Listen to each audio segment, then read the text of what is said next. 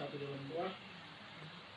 Allah Bapa kami berkata di dalam kerajaan surga, kami mengucap syukur kepada-Mu Allah Bapa kami atas berkat-Mu pada saat ini. Kau masih memberkati kami. Tuhan Yesus yang baik, pada proses pemberkatan pernikahan pada saat ini Bapa, kami akan mendengarkan sebagai baik firman-Mu. Buka hati dan pikiran kami Bapa, supaya jemaat-Mu dapat mengerti akan kebenaran firman-Mu. Begitu juga dengan hamba-Mu Bapa, Engkau memberkati Bapa, supaya hamba-Mu dapat menyampaikan firman-Mu dengan baik.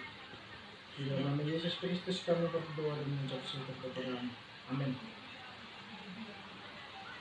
Terima kasih. Shalom buat saudara-saudara kami yang terkasih di dalam nama Tuhan Yesus Kristus. Firman Tuhan yang menyapa kita pada siang hari ini diambil dari kitab 1 Yohanes 4 ayat yang ke-16b sampai yang ke-21. Begini firman Tuhan. Allah adalah kasih. Dan barang siapa tetap berada dalam kasih, ia tetap berada di dalam Allah dan Allah di dalam dia. Dalam hal inilah kasih Allah sempurna di dalam kita, yaitu kalau kita mempunyai keberanian percaya pada hari penghakiman, karena sama seperti Dia, kita juga ada di dalam dunia ini. Di dalam kasih tidak ada ketakutan.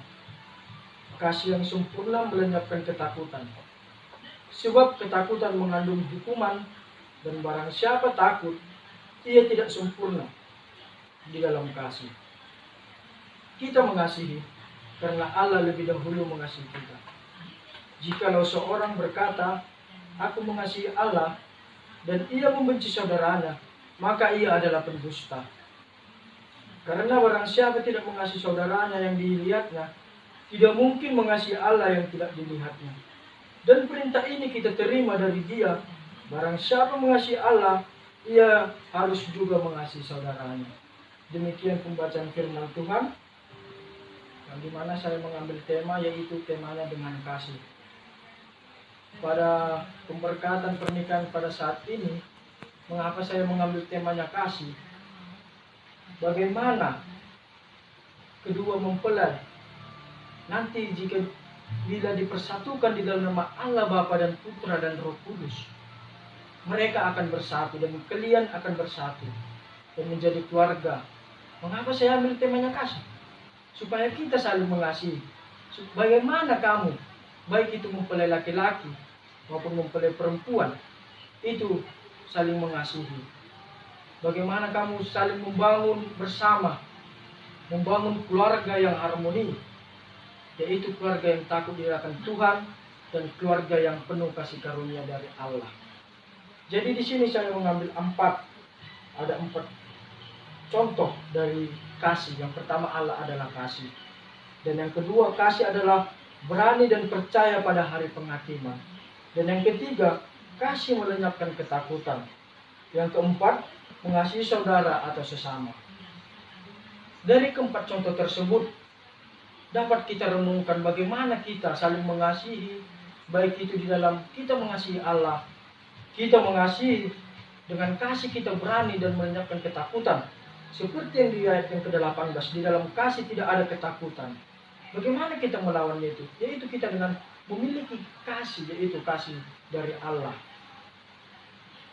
Dan di sini kita memiliki 5 sebuah contoh di dalam kehidupan kita sebagai manusia. Bagaimana kelas-kelas dari yang teratas maupun yang terendah. Di sini saya mengambil sebuah contoh. Yang pertama, kelas surgawi, bagaimana sebuah kejahatan dibalas dengan kebaikan.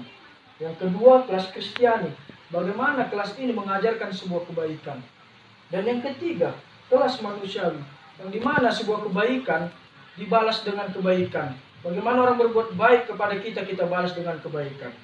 Dan yang keempat, kelas hewani, yang dimana di sini sebuah kejahatan dibalas dengan kejahatan.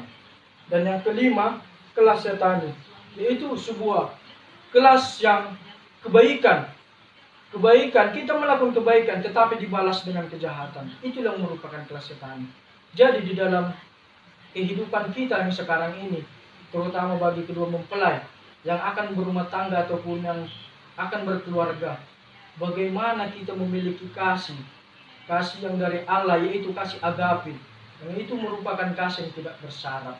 Bagaimana kita memiliki kasih supaya kita memiliki keluarga yang harmoni di dalam membangun sebuah keluarga. Jadi, di dalam untuk mengakhiri khotbah kita ini, sebagai orang percaya kepada Yesus Kristus, kita harus belajar dan belajar.